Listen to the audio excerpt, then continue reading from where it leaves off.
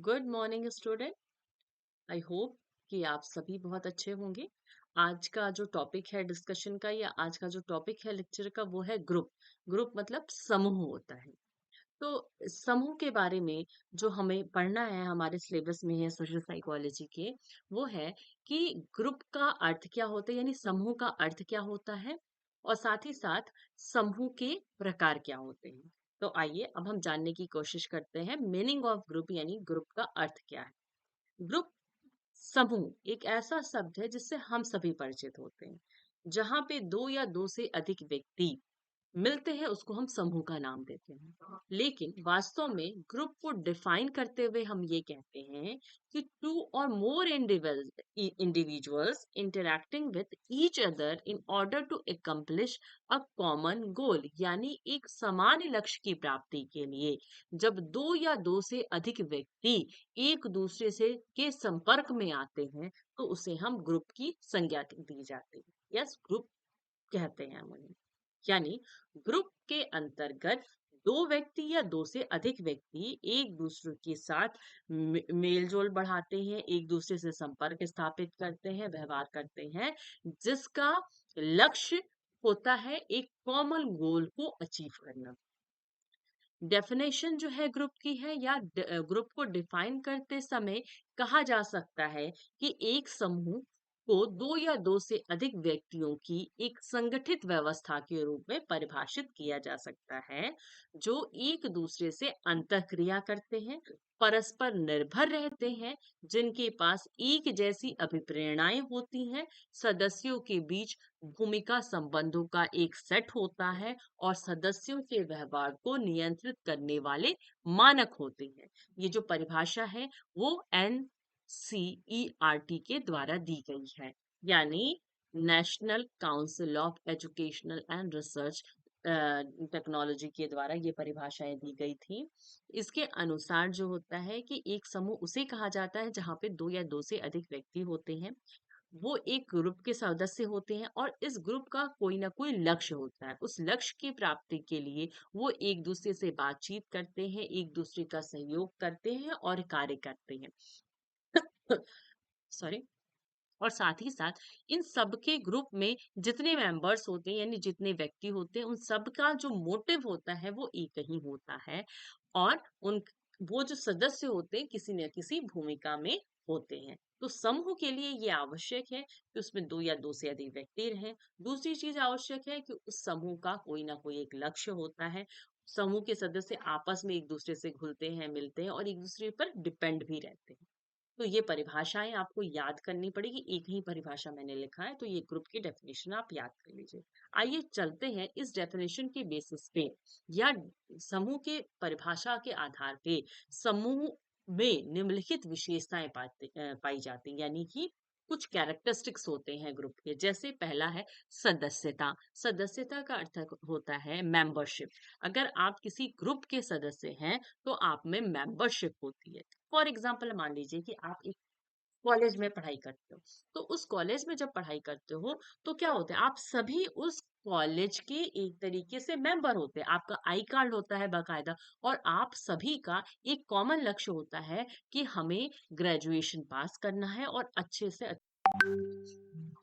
इसे pass out कर जाना है। और आप सभी जानते हैं एक दूसरे को, अगर आपके पास आई कार्ड होता है कि आप इस इंस्टीट्यूट के मेंबर हैं, तो यही मेंबरशिप होती है। दूसरा अंतःक्रिया। अब इस जब समूह में जब आप पढ़ाई करने के लिए कॉलेज में जाते हो तो एक दूसरे से क्या करते हो, बातचीत करते हो। कोई की जरूरत पड़ती है, जैसे मान लीजिए कि आपके पास बुक नहीं है, किसी दूसरे स्टूडेंट के पास बुक है, तो एक दूसरे के साथ आदान प्रदान करते हो बुक्स का, एक दूसरे से विचारधाराओं का आदान प्रदान करते हो। तो दोनों के बीच में परस्पर अंतःक्रिया होती है। साथ ही साथ आपके जो लक्ष्य होते हैं वो साझा लक्ष्य होते हैं। साझा लक्ष्य कहने का मतलब ये होता है कि आप सबका जो लक्ष्य होता है वो एक ही होता है। जैसे इस समय जो सारे स्टूडेंट आप लोग इस समय ग्रेजुएशन में पढ़ रहे हो, उन सबका लक्ष्य होता है कि आपको परीक्षा पास करके ग्रेजुएशन की डिग्री अचीव करनी है। और यही आपका लक्ष्य है और यहाँ पढ़ने का उद्देश्य भी है। साथ ही साथ आप सबके लिए एक मानदंड है। मानदंड का मतलब नॉर्म्स होता है। नॉर्म्स का मतलब कि हर चीज को करने का एक नियम कानून होता है। आप कॉलेज में आते, कॉलेज के को आपको टाइम टेबल के हिसाब से आना है। जब आपका कॉलेज क्लास स्टार्ट होगी तब आपको क्लासरूम में रहना है। क्लासरूम में जितने देर आपको फैकल्टी पढ़ाए आपको पढ़ाई करना है और उसके बाद से आपको घर जाना है। तो यानी कि आपका जो मानदंड होता है व्यवहार का, उसके लिए नियम कानून बने हुए होते हैं।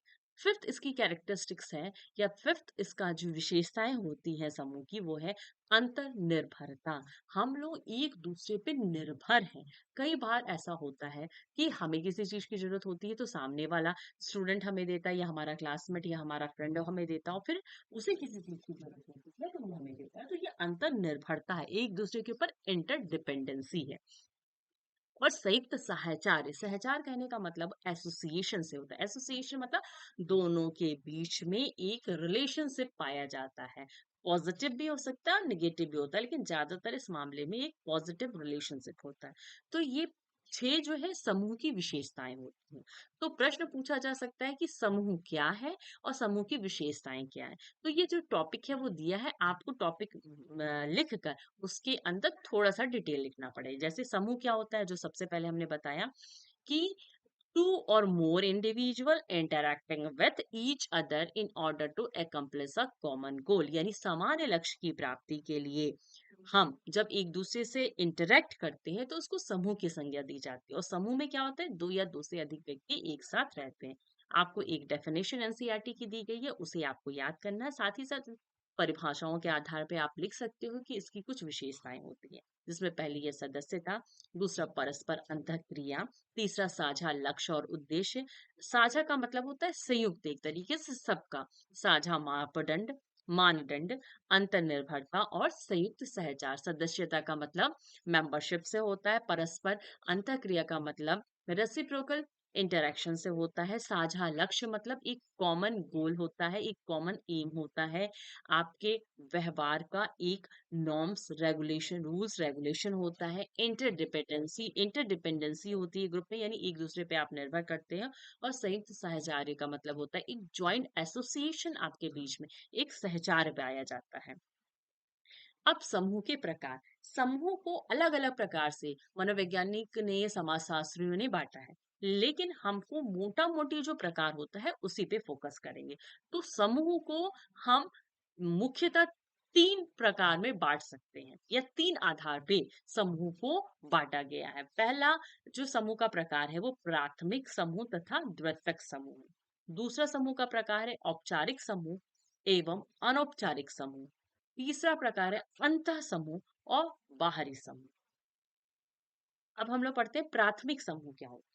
प्राथमिक समूह जिसको हम प्राइमरी ग्रुप्स कहते हैं। तो प्राइमरी ग्रुप्स वो ग्रुप होता है जिसकी सदस्यता व्यक्ति को जन्म से ही होती है, या जिसको हम कह सकते हैं कि व्यक्ति जन्म से उस समूह का सदस्य होता है। जैसे आपकी फैमिली, जैसे कि आप जिस कास्ट में बिलोंग करते हैं, जिस रिलीजन में आप हैं, वो ग्रुप की सदस्यता आपकी जन्मजात होती है। यानी कि ये वो समूह होता है जो आपको जन्म से पहले ही निर्धारित हो जाता है। अच्छा, इसकी क्या विशेषता है प्राथमिक समूह की? सबसे पहली विशेषता होती है कि अधिक परस्पर अंतःक्रिया होती है। ऑब्वियस सी बात है, परिवार के अंतर्गत आप रहते हो तो भाई बहन से, माता पिता से आप हर समय जो है अंतःक्रिया करते रहते हो। आप सबके बीच में फिजिकल प्रॉक्सिमिटी होती है, जिसको घनिष्ठ निकटता कहते हैं। मतलब आप लोग एक ही घर में शेयर करते हैं, रूम्स भी आप लोगों के होते हैं जो भाई बहन होते हैं। अंतरंग भावनात्मक संबंध, आपस में भावनात्मक यानी इमोशनल रिलेशनशिप या फीलिंग्स होती है। जीवन के विकास के शुरुआती चरण में मूल्यों और आदर्शों का विकास जो होता है आपके अंतर्गत, आपके अंदर जो जो मूल्यों का विकास होता है, यही प्राथमिक समूह से ही होता है। जैसे आप कहीं जाते हो तो कहते हो ना कि आपका व्यवहार बहुत अच्छा है, आपको संस्कार बहुत अच्छे मिले हैं। दैट मीन्स कि आप जिस परिवार से हैं, आपके माता पिता ने आपको बहुत अच्छा संस्कार दिया है। तो जैसे जहाँ पे ये जितने स्टूडेंट्स हमारे हैं, वो बहुत ही ज्यादा मेहनती हैं, हम मानते हैं, और साथ ही साथ भी उनका बहुत अच्छा है। तो हम ये कह सकते हैं कि जितने बच्चे हमारे इस महाविद्यालय में हैं, सब के सब बहुत ही अच्छे फैमिली से बिलोंग करते हैं। अच्छे फैमिली का मतलब ये है कि उनको जो है अच्छा मूल्य और संस्कार दिया गया है। सीमाएं कम होती हैं, यानी कि आप अपनी जो फीलिंग्स होती हैं आराम से सामने एक्सप्रेस कर दे सकते हैं। फॉर एग्जाम्पल, एक बच्चा जो होता है अपने माँ के सामने सारी फीलिंग एक्सप्रेस करता है, कोई जिद है, रोना है, हंसना है, सब खुल के करता है, किसी तरह का कोई बनावटी व्यवहार वो नहीं करता है। तो ये प्राथमिक समूह की विशेषता एक होती है कि जिस प्राथमिक समूह के आप अंग होते हैं, उसके सदस्यों के बीच में निकटता बहुत ज्यादा होता है और भावनात्मक संबंध बहुत ज्यादा होता है। और ये जो संबंध होता है, इसकी जो अवधि होती है वो बहुत लंबी होती है। तो प्राथमिक समूह क्या होता है? वह समूह जिसकी सदस्यता हमें जन्म से मिली होती है। फॉर एग्जाम्पल, परिवार है, जाति है, धर्म है।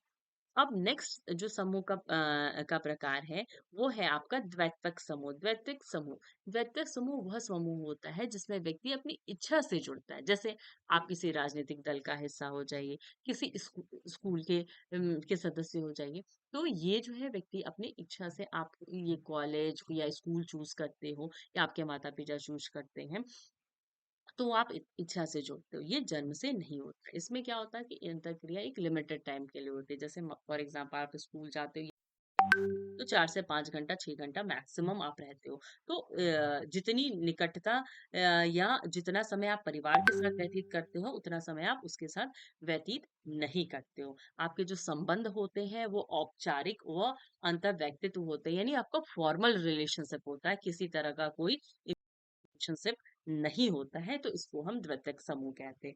नेक्स्ट जो समूह का क्लासिफिकेशन है, वो है औपचारिक समूह। औपचारिक समूह वो समूह होता है जो कि विशेष कानून या नियमों के आधार पे गठित होता है। जैसे विश्वविद्यालय या यूनियन, जैसे आप विश्वविद्यालय के छात्र हो, तो इसकी कुछ अलग से रूल्स रेगुलेशन होते हैं। तो उसको औपचारिक समूह क्यों कहते हैं? औपचारिक का मतलब होता है फॉर्मल, जहाँ पे आपको व्यवहार करने का भी जो ढंग होता है, व्यवहार करने का भी जो नियम होता है, उससे आप बंधे रहते हो। ठीक है? जैसे विश्वविद्यालय होता है या कोई यूनियन होता है। अनौपचारिक समूह जैसे मित्र के बीच का समूह होता है, जहाँ पे आपको बातचीत करने के लिए कोई नियम कानून नहीं होता है और कोई समय का भी बंधन नहीं होता है। औपचारिक समूह में क्या होता है कि आपके लिए व्यवहार करने का पैटर्न भी सुनिश्चित होता है, एक टाइम भी सुनिश्चित होता है, जबकि अनौपचारिक समूह में नहीं होता है। अनौपचारिक समूह के अंतर्गत हम परिवार को रखते हैं। तीसरा जो क्लासिफिकेशन किया गया समूह का, यानी वर्गीकरण किया गया, उसके हिसाब से समूह को दो भागों में बांटा गया। पहला अंतः समूह है और दूसरा बाह्य समूह है। अंतः समूह, व्यक्ति जिस समूह का सदस्य होता है उस समूह को हम अंतः समूह कहते हैं, यानी कि एक ग्रुप में रहता है और उस ग्रुप में वी की फीलिंग, हम की भावना होती है। एक दूसरे के अनुकूल हम व्यवहार करते हैं और एक दूसरे के प्रति सकारात्मक मनोवृत्ति रखते हैं, एक दूसरे के प्रति वफादार रहते हैं, हम आपस में उच्च सम्मान पाया जाता है। तो अंतर समूह कहने का मतलब होता है जिस समूह के सदस्य होते हैं उसको अंतर समूह कहते हैं। और बाहरी समूह क्या होता है? बाहरी समूह का मतलब होता है जिसके आप सदस्य नहीं होते हैं, उसको हम बाहरी समूह कहते हैं। अब इसमें आप देखोगे कि अंतर समूह के सदस्यों में, आपस में सदस्यों में भले किसी बात पे कोई मत विभेद हो जाए, बट वो आपस में यूनिटी होती है। लेकिन आंतर समूह बाह्य समूह को प्रतिकूल रूप से देखता है। सदस्य के समूह जो होते हैं बाह्य समूह के लोगों को दूसरी तरह से देखते हैं। जैसे मान लीजिए कि दो कॉलेज के बीच में कंपटीशन हो रहा है और आपका मान लीजिए कि गवर्नमेंट डिग्री कॉलेज है, दूसरा कॉलेज है मान लीजिए एमजे के कॉलेज।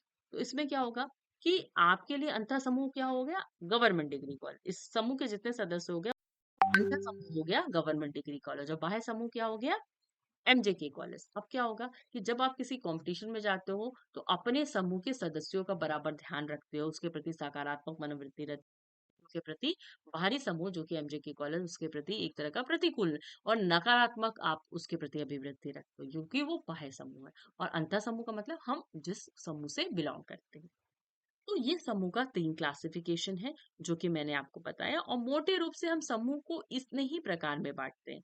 तो समूह के जो ये प्रकार हैं, जैसे प्राथमिक समूह, द्वितीयक समूह, औपचारिक समूह, अनौपचारिक समूह और अंतर समूह और बाहरी समूह। इसके अलावा भी समूह के बहुत से प्रकार बताए गए हैं, लेकिन आपको बेसिकली इन्हीं पे फोकस करना है। प्राथमिक समूह वो समूह होता है जैसे परिवार, द्वितीयक समूह जैसे आपका स्कूल है, कॉलेज। औपचारिक मतलब जैसे स्कूल महाविद्यालय में एक औपचारिक, जहाँ पे नॉर्म्स रूल्स रेगुलेशन के हिसाब से करते हो, उसको औपचारिक है। अनौपचारिक का मतलब क्या हुआ? जिसमें किसी तरह का रूल्स रेगुलेशन व्यवहार करने का कोई पैटर्न नहीं होता, जैसे यार मित्रों के बीच में बातचीत करना, समय से मिलना, असमय मिलना, वो। और अंतर समूह मतलब जिस समूह के सदस्य होंगे वो अंतर समूह होगा, जिस समूह के सदस्य नहीं होगा वो बाह्य समूह होगा। तो ये समूह का क्लासिफिकेशन है। तो आई होप सो कि आज की क्लास आपको समझ में आई होगी, अच्छी लगी होगी। Thank you so much. फिर मिलते हैं अगले वीडियो में। Thank you.